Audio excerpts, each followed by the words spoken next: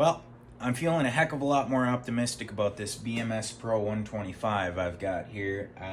If you saw my last video, it was looking like the motor was locked up. And I thought, probably easier just to buy a brand new motor because you can get one for like $300 on Amazon. And that's a brand new motor, and these motors are super easy to swap. And I actually had found one on Marketplace for $200. I was gonna pick it up yesterday. It was a used Leafan 125, which I think are actually really good engines.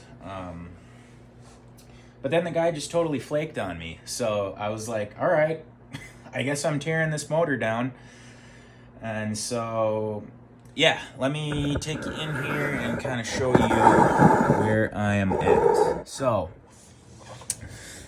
first thing I did is obviously I pulled the head, and then I was able to at least see the top of the piston. I soaked the crap out of it in PB Blaster, and then I just took a piece of wood here and I tapped it with a mallet, and surprisingly, pretty easily, the piston was able to move down to the bottom of the cylinder like that. So then I thought, okay, well, it's freed up now. Let me see if I can kick it over. Pushed on the Kickstarter, and it moved. It moved back up. But it was still getting stuck like right about here.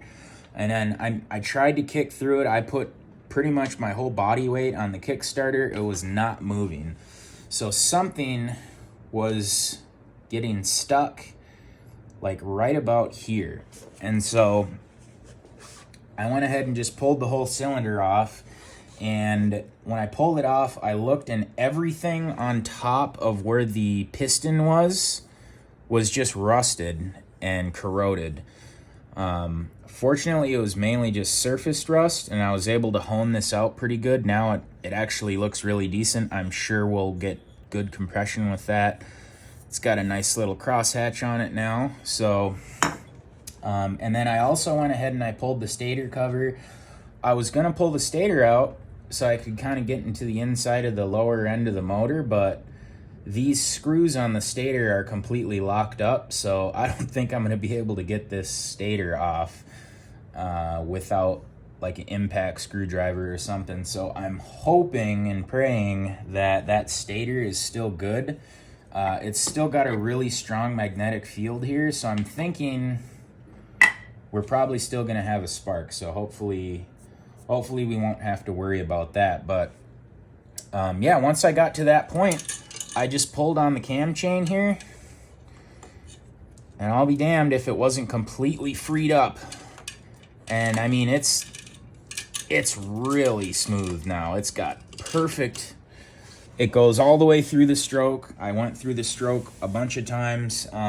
I took and shined a flashlight down in the lower end of the motor here.